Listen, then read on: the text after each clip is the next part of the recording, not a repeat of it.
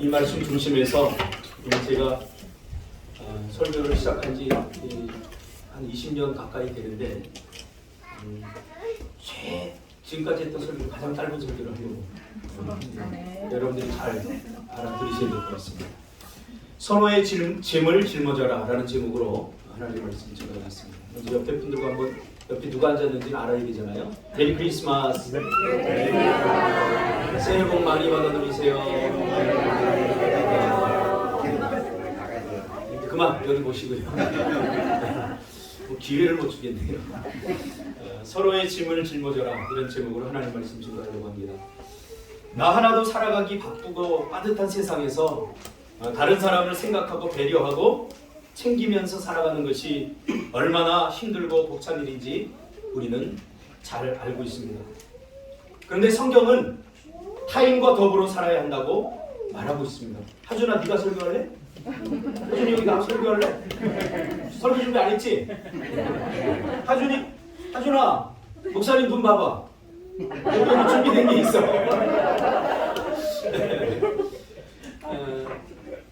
참 힘들죠. 근데 성경이 추구하는 삶은 나 혼자 살아가는 것이 아니라 더불어 함께 살아가라고 이렇게 얘기하고 있습니다. 이 기독교의 신앙은 홀로 존재하지 않습니다. 저도 한 20년, 30년 정도를 평생을 청소년들과 더불어 살았습니다. 저는 후회하지 않습니다. 만약에 다시 내가 태어나서 무엇을 하고 살아갈까 저는 고민하지 않고 저는 또다시 청소년들을 위해서 함께하면서 살아갈 것입니다. 왜냐하면 제가 청소년 시기를 참 호되게 보냈거든요. 참 힘들고 외롭고 고통스럽게 보냈거든요. 그때 제 마음속에 있던 생각 하나는 뭐냐면 어떤 좋은 어른이 나에게 따뜻한 말 한마디만 해줬으면, 어떤 마음 따뜻한 어른이 나를 한번 안아줬으면 내 힘들고 어려웠던 겨울이 빨리 지나가지 않았을까, 이런 생각을 하면서 내가 어른이 되면 저 힘들고 어렵게 보내는 청소년들을 다른 건 못하지만 한번 꼭 안아주고 그들에게 힘내라고 말을 해줄 수 있겠다, 이런 생각으로 제가 30년 정도의 청소년 사역을 했습니다. 청소년 사역은 그들의 짐을 함께 짊어져 주는 것입니다. 예수님께서 이 땅에 오신 이유는 딱 한 가지입니다. 우리 인생의 짐을 예수님께서 대신 짊어져 주기 위해서 예수님이 오셨습니다. 성경은 그것을 그리스도의 법을 이루는 것이라고 이야기합니다. 세상은 혼자 살아가야 된다고, 어차피 인생은 혼자라고 그렇게 이야기를 합니다. 혼자 살아가는 사람들을 제가 많이 봤는데 얼마나 많은 것을 소유하고 얼마나 많은 성취를 했느냐에 다 떠나서 참 외롭습니다. 행복은 관계적이라서 절대로 혼자 느낄 수 없는 감정들입니다. 행복은 너를 통해서 오는 것입니다. 그래서 우리는 서로 섬겨주고 타인의 짐을 내가 짊어주는 것이 굉장히 중요합니다. 어떻게 보면 굉장히 손해보는 행동입니다. 오늘 본문에 보니까 서로 짐을 지기 위해서 예수님께서 오셨는데 그 의미는 자기 짐을 자기가 지고 타인의 짐도 내가 져주라, 그런 말입니다. 예수님께서는 자기의 짐을 자기가 지시고 우리 모든 인류의 짐을 예수님께서 혼자 지시기 위해서 이 땅에 오셨습니다. 어떻게 보면 굉장히 손해보는 행동입니다. 자기 짐도 자기가 지고 타인의 짐도 내가 진다는 것, 쉽지 않은 일입니다. 그런데 우리 인생의 행복의 비결이 바로 거기서부터 시작됩니다. 생각의 관점을 바꿔보면 여기 엄청난 비밀이 숨겨져 있습니다. 내가 타인을 위해서 타인의 짐을 내가 지면 나만 힘들 것 같은데 제가 해보니까 그렇지 않습니다. 어떤 사람이 힘드냐면 내 짐을 내가 지려고 하는 사람, 그 사람이 힘들어요. 타인의 짐을 내가 지려고 하는 마음을 가진 사람들은 오히려 행복해요. 이 비결을 우리가 예수님을 통해서 깨닫게 된 거죠. 예수님께서 우리 모든 인류의 짐을 지시고 돌아가시면서 마지막 십자가에 죽으시면서 우리에게 보여주었던 미소.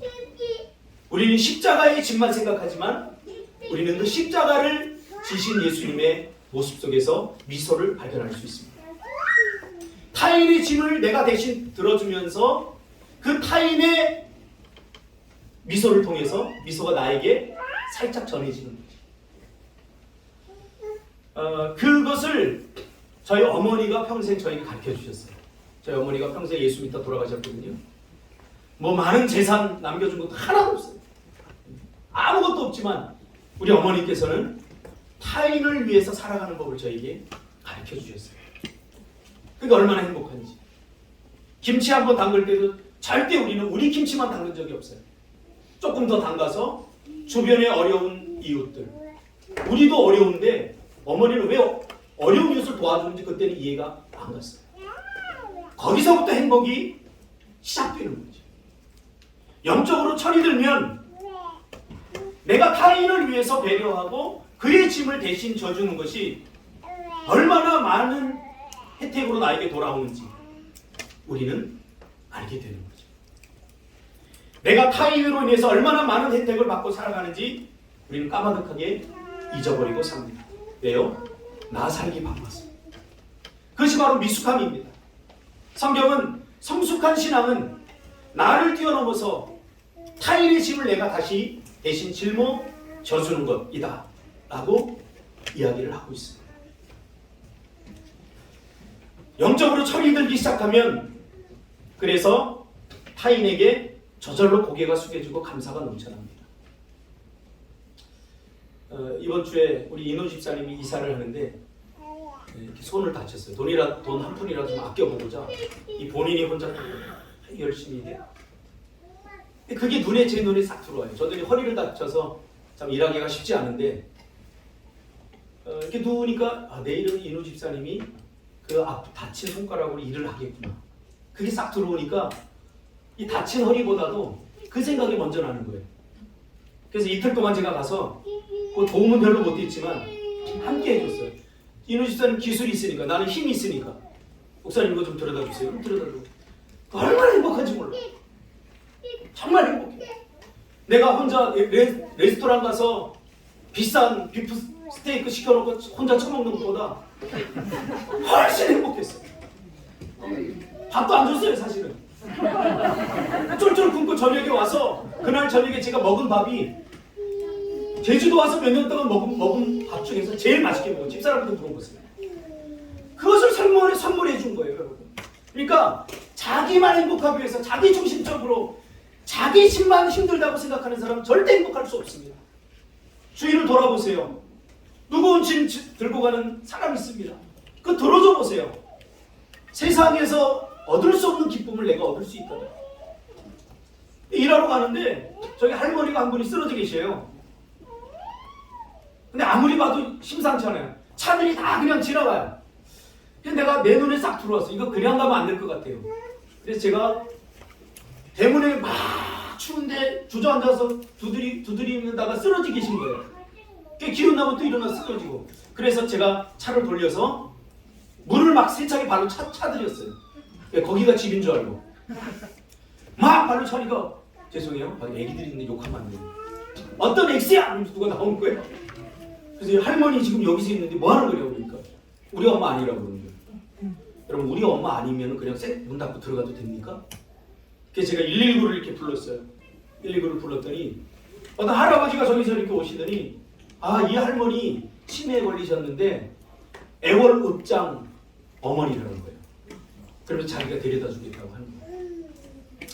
아무것도 아니지만 우리의 시선이 너무 자기를 향해 있으면 힘듭니다. 인생. 희망이 보이지 않습니다. 여러분 돈을 왜 봅니까? 돈을 왜 벌어요? 저는 이 공동체를 꾸며가면서 제 희망이 있고 소망이 있어요. 뭐냐면 우리 교회가 성도들의 경제적인 문제를 해결해주는 교회, 함께 돈 벌고 함께 나누는 교회를 좀 추구합니다. 요즘 얼마나 먹고 살기 힘들어요. 근데 저는 지금까지 나 혼자 잘 먹고 잘 살려면 저는 얼마든지 잘할 수 있어요. 눈에 보이는 게 다 돈이에요. 근데 함께 잘 먹고 잘 살려고 하다 보니까 이게 더 행복한 거예요. 더 행복. 이제 우리 시선을 돌려서 타인의 짐을 져주는 삶을 사시기를 주님의 이름으로 축복합니다. 여러분 군대 남자들 다 갔다 오셨죠? 참 감사한 게 있어요. 행군을 하는데 이등병 때 그 몇십 킬로 지고 막 가는데 너무 힘든 거예요. 다리 다 까지고 막 쩔뚝거리고.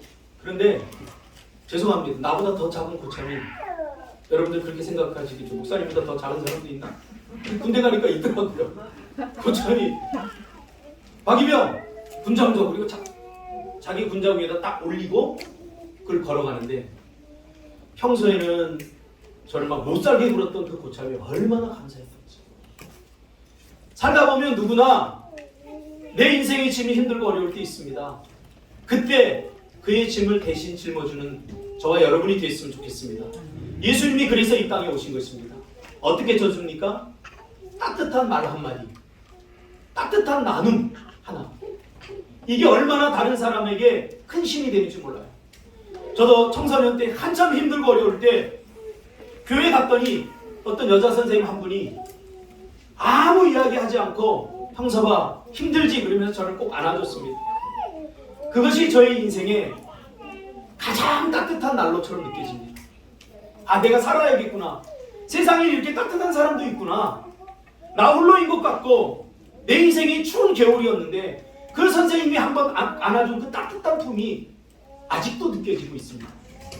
여러분, 누군가를 따뜻하게 안아주는, 타인의 짐을 대신 져주는 이 성탄절을 맞아서 그런 삶을 살아가시기를 예수님의 이름으로 축복합니다.